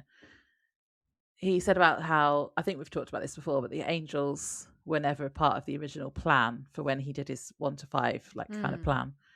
But demons were. And Kripke said that about half of the mythology stuff had been planned. So like going from the Yellow Eyes to Lilith and then to Lucifer, that was all planned. But the angels weren't planned. And he said in hindsight, it was obvious because if there's demons, there's angels, which I kind of pointed out when Dean was like, didn't you I don't believe in angels. Sam both say that? Yeah. Yeah. Sam was really Kripke on the other end of the keyboard being like, but if there's one, surely there's the other. Yeah. It's like, how can he not believe in angels when he believes in demons? Anyway, yeah, and he said that the writers all read Revelation at the start of working on season 5, and Kripke called it trippy. It is very trippy and very weird. There's like, I swear if my memory is holding true, there's a description of something that's like giant metal grasshoppers going around and just destroying shit. It's so bizarre. Yeah, so they were all the Kripke fun facts. And then the costume fun fact that I found, and this is kind of linked because it's between this happened between season 5 and 6. So where we are now, the leather jacket that he wears all the time went missing. The actual jacket stolen. Yeah, they called it. They've nicknamed it Dad's jacket. So I can't remember where I found this one. There was something on Reddit, and then there was something on just Google, I think. So it was mysteriously stolen during transport between season 5 and 6. And this forced the wardrobe team to design a brand new custom jacket for the following season. And yeah, there's a Reddit, I'll put a link to this in the show notes. There's a Reddit post that I found that says the leather jacket, specifically Dad's jacket, was stolen en route to a photo shoot between season 5 and 6. The leather jacket he started wearing at the end of season 7 wasn't a replica of it. It was a completely different style of jacket made specifically for him with different types of pockets sewn on the inside for different things he would need for shooting, like a pocket for his journal, his gun, his microphone and stuff like that. And then it says, unfortunately, the producers hated the color that it ended up coming out. So at the beginning of season 8, it was then damaged, so that Dean had to get rid of it. But that's like later. That's for season 8. But I also found something else that said that the leather jacket was the original one was vintage, so they couldn't replicate it exactly, and that also Cass's trench coat was also stolen at the same time. Cass's trench coat? Yeah, but they just bought another one of that because that was from like someone said on here they think it was from like it was like an off the rack. Oh yeah, JC Penney. So JC Penney. He just had lots of coats. They were all the same. But apparently it was at the same time. They were both stolen. Because Jensen as a child modeled for JC Penney. Just so everyone knows. That's hilarious. So they were both stolen, but obviously they could just replace Cass's, but they couldn't replace Dean's. Yeah. I somewhere in my notes, I think I put it in our stories. I talked about this. And I've got a link to the original, like, make and model of the original hero jacket, like Dean's original Dad's jacket. But yeah, it's crazy. Like, it's crazy that someone would steal something that pivotal. Mm-hmm. And people still ask him about it occasionally now. Like, some people are like, did it ever turn up? And you just know that it's probably somewhere in some, like, private residence. Like, you know, when people steal stuff like the Mona Lisa, like, I understand this is supernatural we're talking about, but it's like you can't try and sell it because then people will know. Yeah, it feels a little bit like stealing the Mona Lisa of Supernatural to steal that jacket. Like, Cass's jacket's also really bad. I did not know that Cass's jacket got stolen, but I knew about Dean's jacket getting stolen because it's just like, it's such a big what the fuck. Yeah. I mean, I found that was also on a Reddit thread. So, you know, I don't know if there was. I think there was a couple of places I saw it actually. So it's probably true. But yeah, I need to remember to look at Dean's jacket going forward to see if I like the difference, because that's cool from like a costume point of view. Yeah. They were all my fun facts. Very cool. Thank you very much. I liked it. So we've got games, end of season games. End of season games, yeah. So our first category is top 3 episodes. Who's going first, you or me? Don't mind. Okay, I'm going to go first then. Number 1, Swan Song. Number 2, Changing Channels. Number 3, The Devil You Know. Oh, we got 2 the same. What did you have? I don't remember if I put them in a specific order, but I've got Changing Channels because it's hilarious. The Real Ghostbusters, because I found it really funny, and I liked the whole really, really murder mystery convention thing. Yeah. I want to actually be in that episode. Yeah. And Swan Song. Yeah. It's amazing. There's a real live, real dead person up there. Here we am. I did have some honourable mentions. Did you have any honourable mentions? Yeah, I do. I have 3. Okay, my honourable mentions. I have 3 as well. My honourable mentions are 2 Minutes to Midnight because of death and because of like setting up the finale. It was really good. So good. The whole pizzeria scene. In fairness, that scene is probably my favourite part of the whole season. Yeah. But Swan Song, probably as an episode itself, was better. Yeah. Dark Side of the Moon. I like to see how heaven was depicted, even if it was like angel manipulation stuff. And we also got to see Ash again. We do get to see Ash again. My favorite part of that is the whole you've got to kill him because he's Dean Winchester, and if you don't kill him, he's going to kill you. And Dean's like, when I come back, I am going to kill you so dead. It's such a good threatening scene. He's like, bitch, when I come back. He's like, death is a swinging door to me. Okay, I will be back and you will all die. Yeah. And my last honorable mention was Dead Men Don't Wear Plaid, because I like zombies and it was Bobby centric. It really was. That is such a great episode. It's so nice you get to see Jodie, and also I'm a taxpayer. So one of the funniest. Like, that is such an underrated line, because I don't think I've seen that one have the same kind of like memeability, sort of like cachet. But I'm a taxpayer is so unbelievably funny. It's just that whole scene where Dean is like, he's just so shocked that this man has come back to life, and it's like, Dean, you have done this so many times. Look in the mirror. Why are you shocked? Yeah. So for me, we have a lot in common again. Like, I have Dead Men and Don't Wear Plaid. Mm-hmm. Also, I really appreciate the whole like narrative scene at the beginning where it's like the pack of hyenas, but it's the zombie that's coming to get him. That's so funny. There's the weird sex appeal of Digger. Oh yeah, we were both like, is he hot or is he hot? What's happening? Is he hot? Yeah. And then also when he's like, who gave you that nickname? And he's like, I did. And Dee's like, you can't do that. And he's like, who died and made you queen? So funny. Dean's face. Oh my god, it takes me out. So yeah, Dead Men Don't Wear Plaid, Jodie, and like her awesomeness, but also the horror of what she goes through is like, it's so dark. And it's Sam's turn to be in Heart and kill the werewolf, but it's not the werewolf. It's her son who just ate her husband. To like, yeah, there's so many emotional layers to that. Then I have 2 Minutes to Midnight. 2 Minutes to Midnight is one of the best episodes in the show. It really, really is. If I'd had a top 4, that would have been the if we'd done top 5, I feel like we know what they would be. 2 Minutes to Midnight is easily one of the best episodes. And then also I have my dark horse is Swap Meet. I feel like Swap Meet is really underrated. It is so funny. You get to see Sam actually wearing the Star Wars t-shirt, which I can't get over. The acting's incredible. Like the girl's acting, who we couldn't get over when she like flips to being the demon and she's so terrifying. Yeah, she's good, yeah. And the fact that like the demons were this close. They were this close to winning. They were this close to having everything, and they lost it because of some teenagers and Sam and Dean. It's so funny. Gary in Sam's body being like, oh yeah. Oh yeah, Gary though. So funny. And then My favorite thing is Sam being like absolutely wildly frustrated with Gary and like going through all of his stuff and be like, Gary, you little satanic bastard. That is funny. That is hilarious. I love that episode. I know it's not everybody's favorite, but honestly, I think it's underrated. And Dean the whole time not figuring it out. So stupid. Yeah, see, that annoyed me. I remember getting annoyed by quite a lot of things in that episode. Yeah.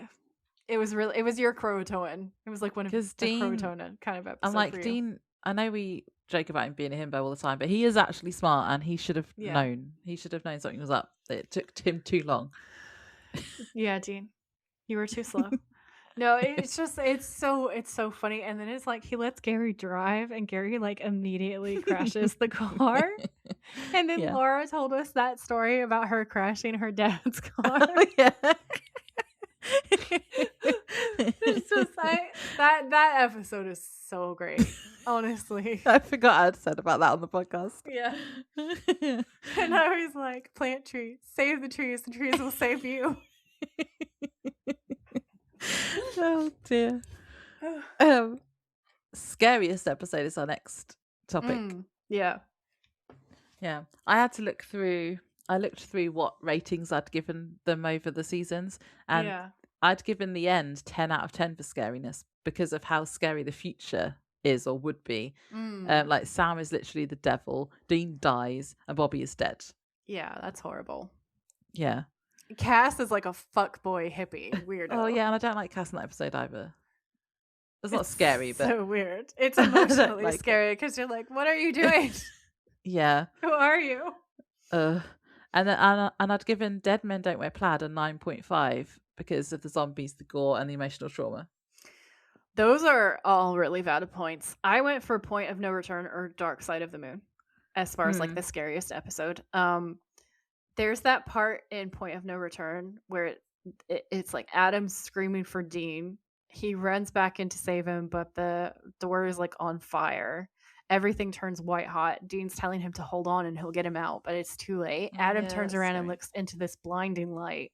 And then Dean sees the glow kind of fade and opens the door. And then everything's turned back to the shitty, like abandoned office like thing. Filing cabinets. Yeah. And then Sam and Dean are driving away because there's nothing else that they can do. And they're like, Adam and Cass are like, where are they? They're probably getting fucked up and there's nothing we can do about it. And for me, that was so scary. And then also the other one in Dark Side of the Moon. Dark Side of the Moon is genuinely like really frightening in places where the angels Heaven's are like scary. Yeah, heaven is terrifying. But what really got me, and it still stuck with me, I know I'm rewatching it. I know that Sam and Dean come back all the time and everything, but their death scene in the beginning of that episode. Oh yeah, that was horrible. Because Sam gets killed first right in front of Dean, and all Dean can do is watch as this is happening. And that's so dark and so awful. Yeah. As much as I love his speech where he's like, I'm going to come back and fuck you up. This scene before that where they just like point blank like shoot several rounds into Sam is horrible and scary. And so those I couldn't choose between them, like which one is the scariest moment. Those were the scariest episode things for me. Like those episodes were scariest. Yeah, definitely. They're good points. Scariest moments. I had Abandon All Hope, the Hellhounds killing Joe, obviously. That's the scariest moment. That's really scary and awful. Yeah. I didn't like the opening scene of My Bloody Valentine where the couple literally ate each other. That was rank and scary. That's horrible. I'll never get over the double entendre of that though. But yeah, no, that is actually like one of the best FX gore scenes I think we've seen in the show.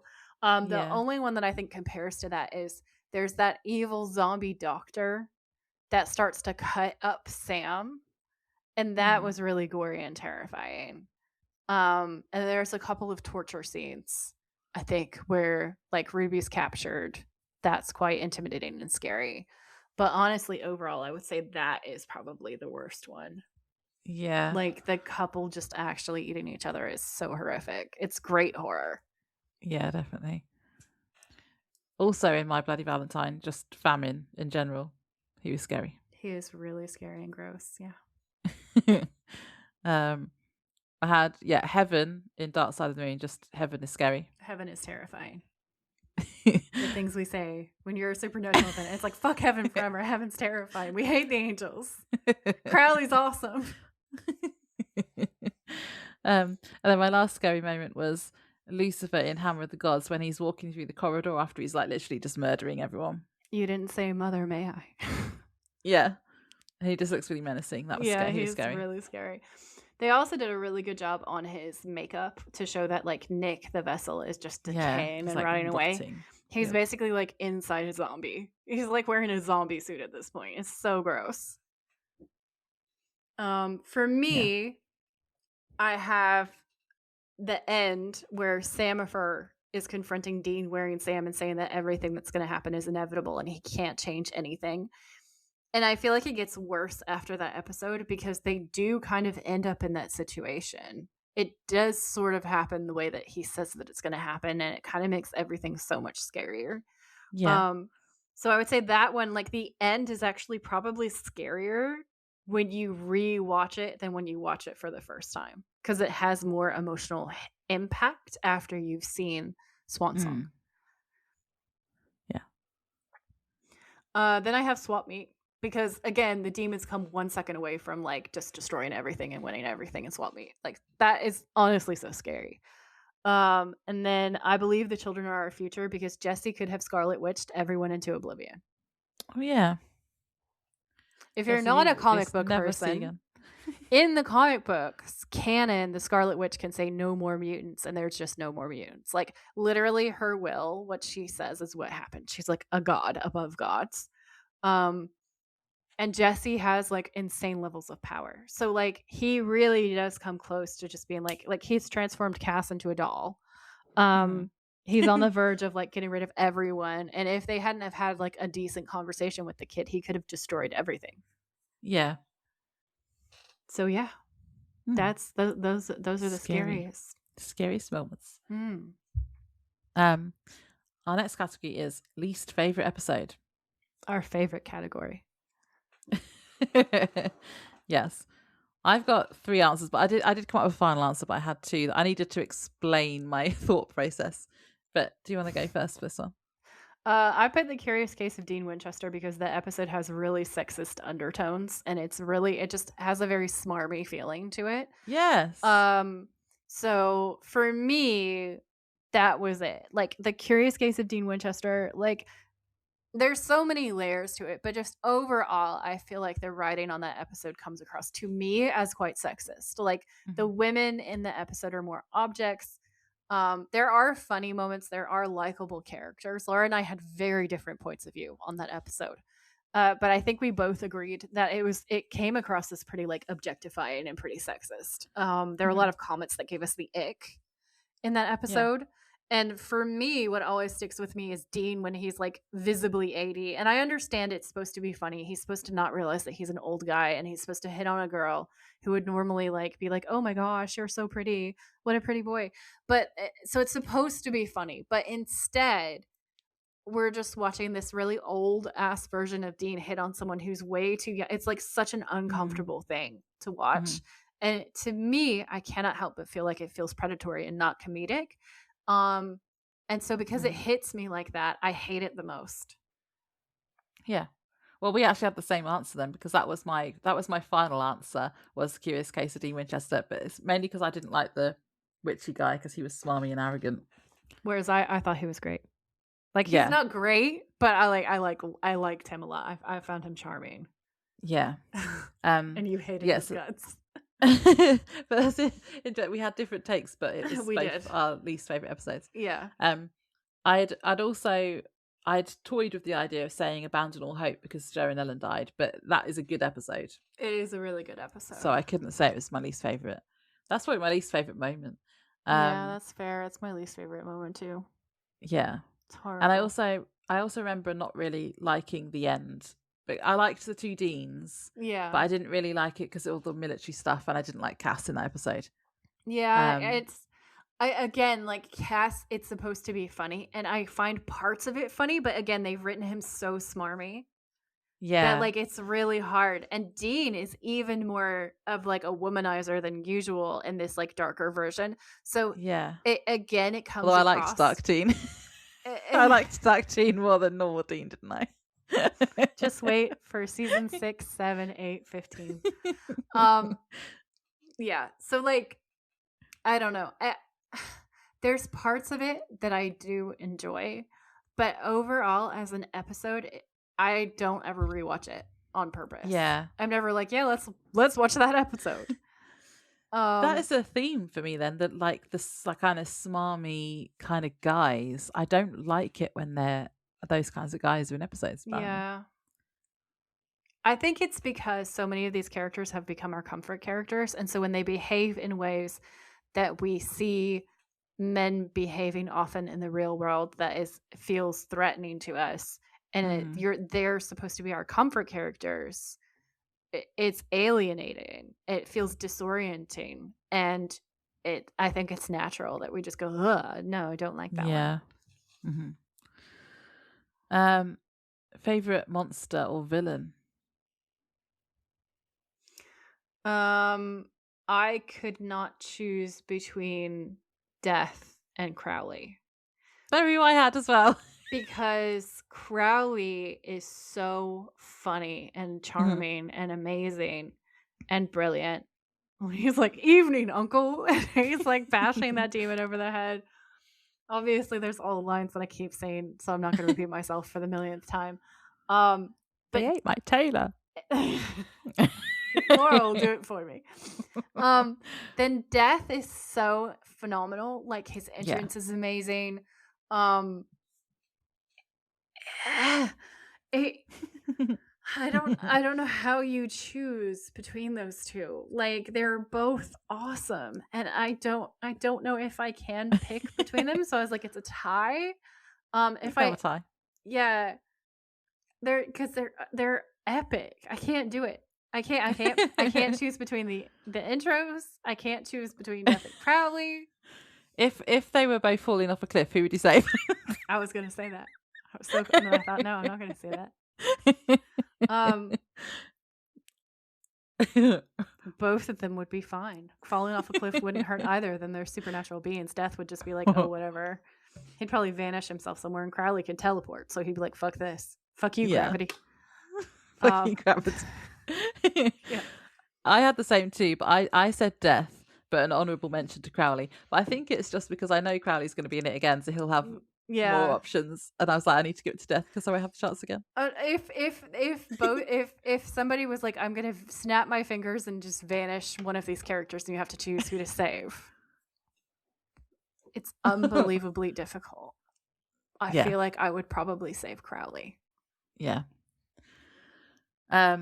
Right, best thirst trap of the whole season. Now I couldn't narrow it down, but I did narrow it down to one for Sam, one for Dean, and one for Cass.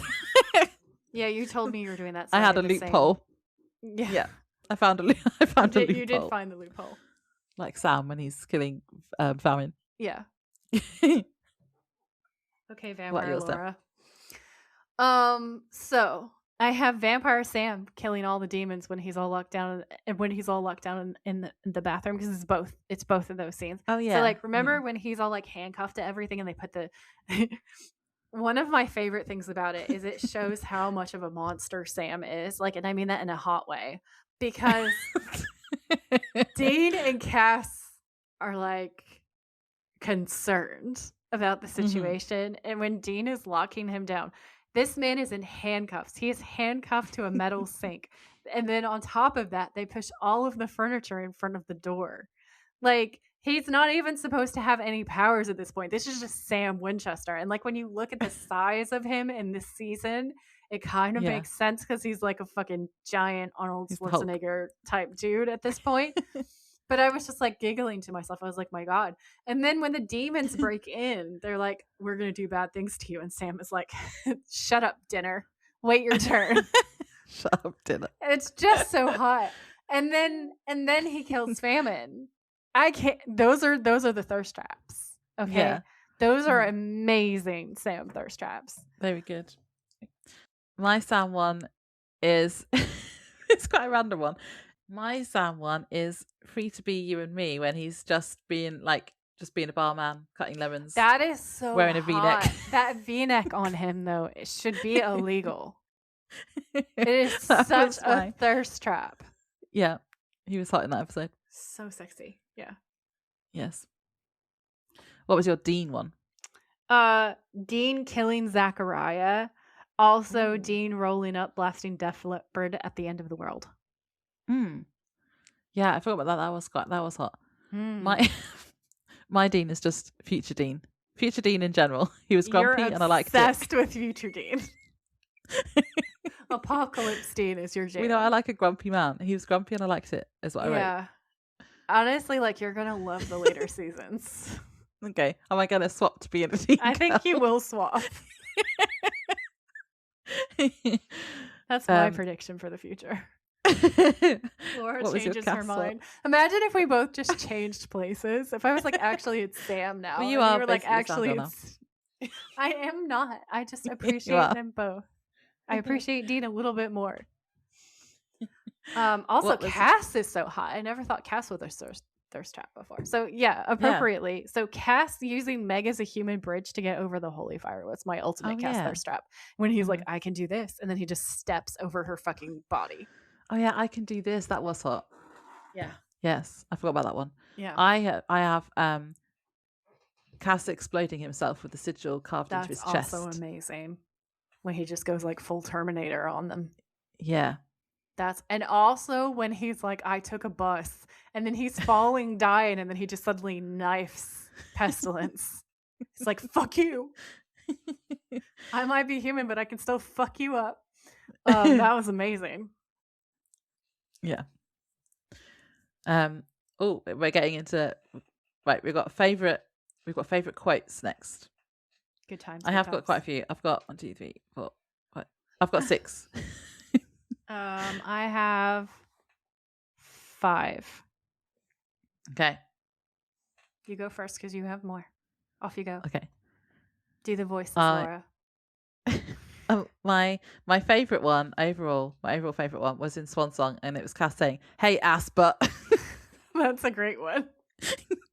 That's also a thirst trap. I love it too when Lucifer turns around and he's like, "Did you just Molotov my brother?" And Cass is like, no. Hey, ass butt. It was so funny. Yeah. I had Gabriel in Hammer of the Gods saying, "Lucifer, you are my brother and I love you, but you're a great big bag of dicks." Yeah, that's a pretty good line. My favorite one from that one is like, "Hey, Lucy, I'm home," and also, "Hey, guard this with your life." And it's the porn thing, and Dean's face is like, "What?" But okay. I had Cass saying, "Sam, of course, is an abomination." Sam, of course, is an abomination. That's for 99 Problems. We say that all the time. I will never let that line go. It's so funny. That's a good one. In Sam Interrupted, I just have boop. Sam booping Dean's nose. That was when hilarious. he's like high off of his ass on drugs. Boop. Yeah. And then Real Ghostbusters. You actually said this earlier. Yeah. I don't remember who said it, but it's when someone says, "She's upstairs, a real, live, dead ghost." It's that annoying dude at the beginning. Yeah. That is one of the funniest lines. Yeah. Oh, hang on. I've just realised what I've done. My last one is actually an out of context quote, so that needs to go. Oh, so that was actually all I had. I only had 5. Oh, okay. So I lied. Okay. I have, "They ate my Taylor." Number 1. Number 2 is, "I can do this." Cass stepping over Meg. Then I have, "They just don't get it, do they, Sammy?" No, they don't, Dean. Because that's a hot, awesome line. Then I have, that was good. "Hello, darling," which is Crowley to Brady. When he's like, "We're lovers in league against Satan." And then, "Hello, darling." I love Crowley. He's so sassy. And then my other favorite line was, "Witchcraft, huh, Gary? You little satanic bastard."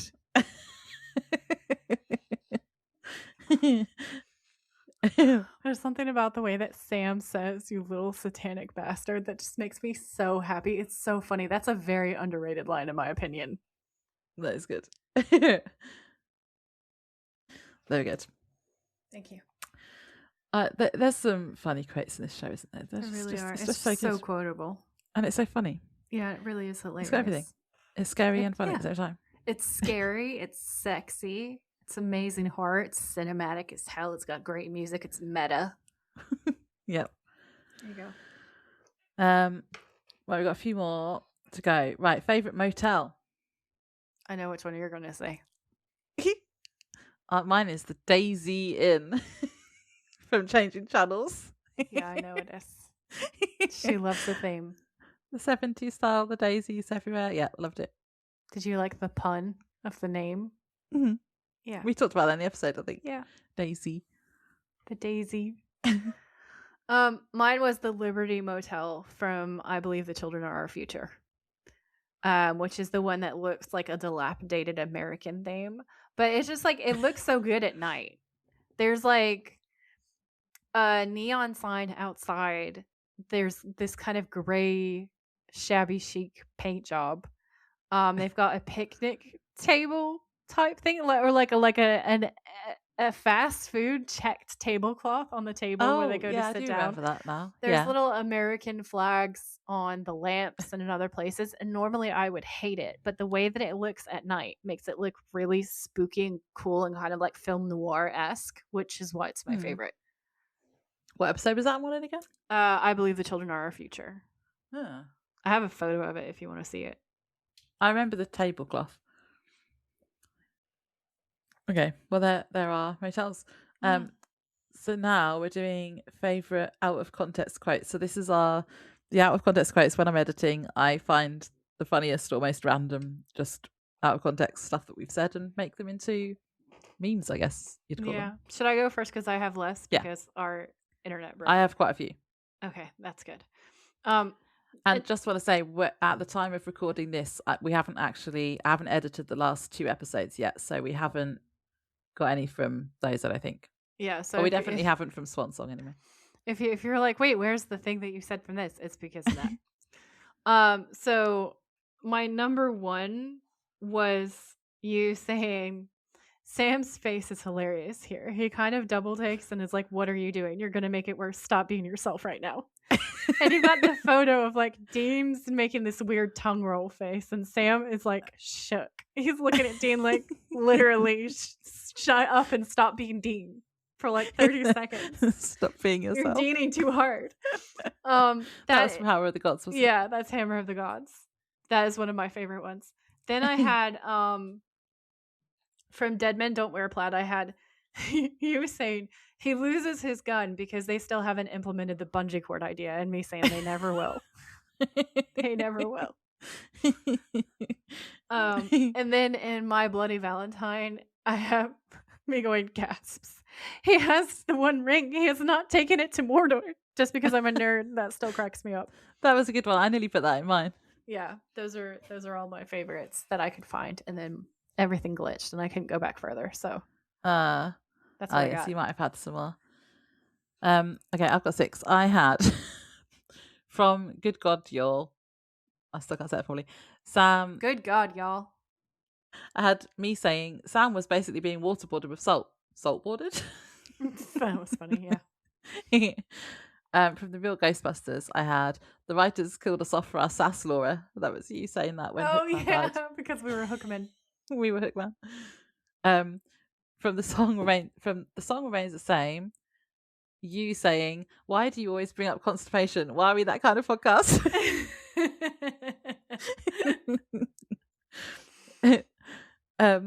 And then from the song she made it an out of context quote to double down. Yeah. Another one from the song remains the same. Me saying Sam dies again, and then you saying the song remains the same.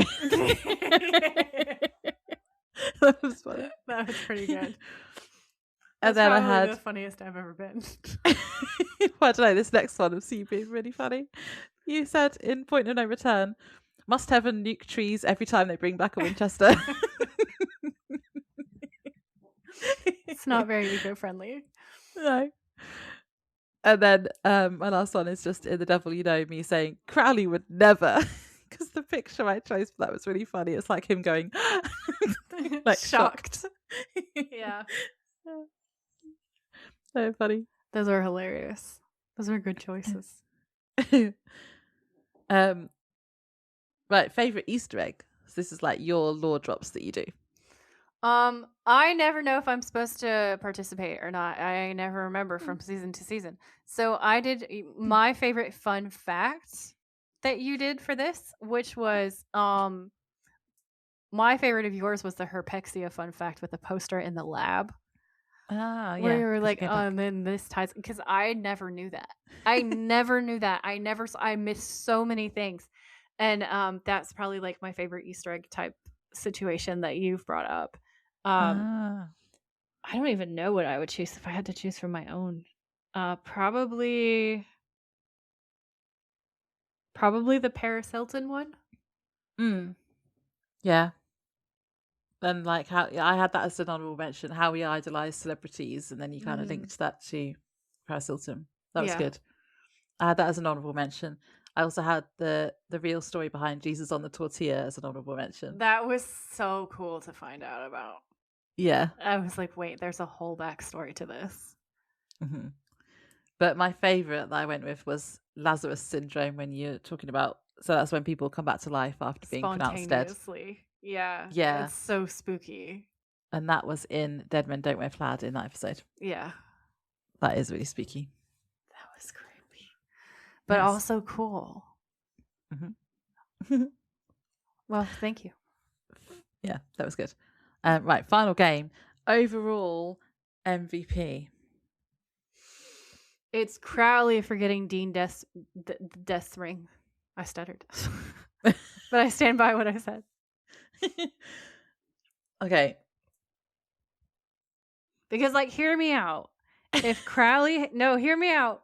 If Crowley did not get Death's location to get Dean in to have that meeting with Death, I don't think they would have met in time. I don't think that they would have gotten all the rings. They definitely wouldn't have gotten all these instructions for how to put Lucifer in the cage, which is what actually stops the apocalypse, is Sam sacrificing himself by having the ability to open the cage in the first place. And Sam can only do that because Crowley set up this meeting. So actually, really, Crowley saved the world. But he almost didn't, because he was going to just be like, right, well, I'll just see you in the next apocalypse, the next town that's gonna... No, he was still gonna take him. He was like, he's not here. We'll just go over to the next one. Like he wasn't like, let's sack it off and go to a different planet. He was like, I'll catch him on the next one. Yeah. I think I've got a Sam girl answer, which is Sam, because he sacrificed himself at the end and saved the world. I think it's probably, I mean, and we can't really do it because it's not an MVP. We did it at the end of Swan Song, where it's like it's a joint effort between all of them, because you need all of those puzzle pieces to fit together for it to actually work. But I am going to go with Sam. Yeah, that makes sense. No one is surprised. The thing is like Sam obviously is. If we were doing it, I went for pure logic. I asked myself, purely logically, who actually is the most important player in like Swan Song in the penultimate episode. Yeah. And for me, I was like, okay, but the thing that pulls everything together is Crowley being involved and choosing this side and choosing to get them this ring. Because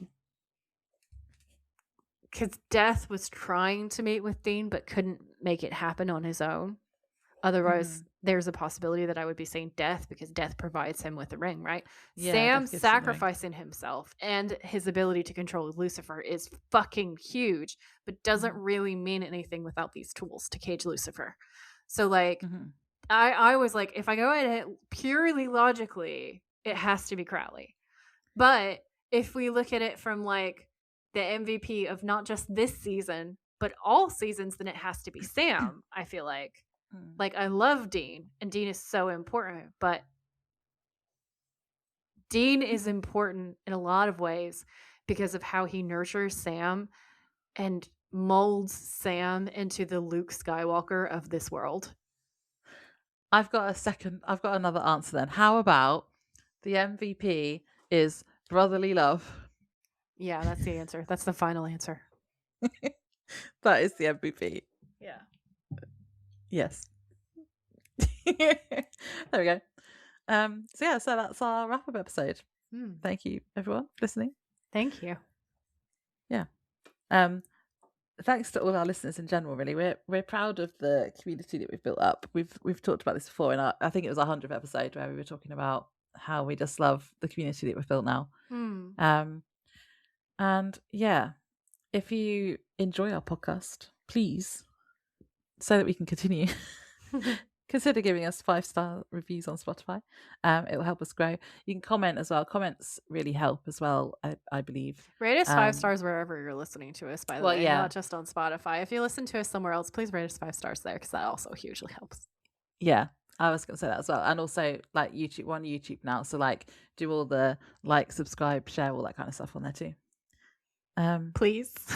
Yeah, please. We would really appreciate it. Please. Even if you don't watch the whole thing, because obviously you guys have seen the episodes.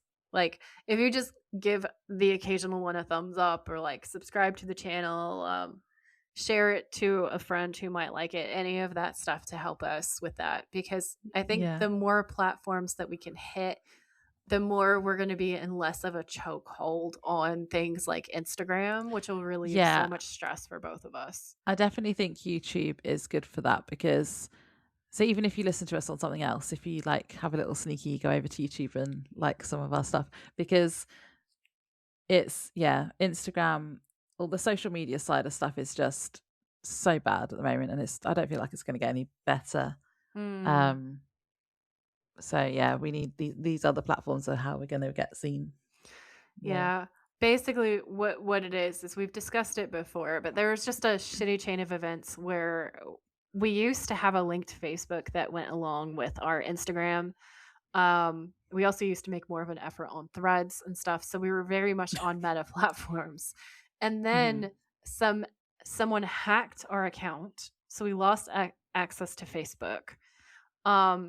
And then that person who hacked our account, it looks like, has taken out a business account in our name, which isn't us, obviously, and has also violated their policies. So what's happened is that then means that our account has been flagged. We can't do anything about it because it's hacked. There's nothing I can do. Like, we've reported it. We've done all the right steps and everything. They don't care. They haven't done anything about it. They're just ignoring us. But they've put a massive cap on our Instagram, so that our Instagram is like, it's a massive struggle for anyone to see our content right now. Like, we're still kind of slowly growing and gaining followers, which is super sweet. But it is so hard. It is so hard for anything to get any traction right now, because we're under this permanent shadow ban, which we have been for months and months now.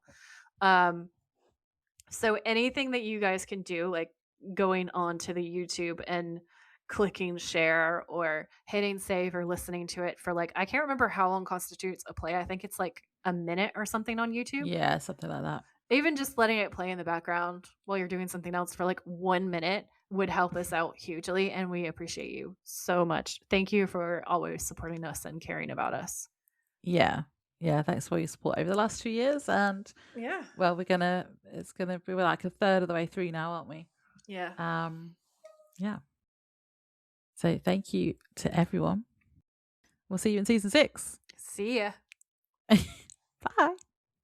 Thanks for tuning in. If you like this episode, please rate, review, and subscribe. We would be very grateful. And if you know someone who would enjoy it, please share. You can find us on Instagram at The Witches of Letters Podcast, or you can email us at thewitchesofletters@gmail.com. Until next time, stay safe out there, have each other's backs, and always keep fighting.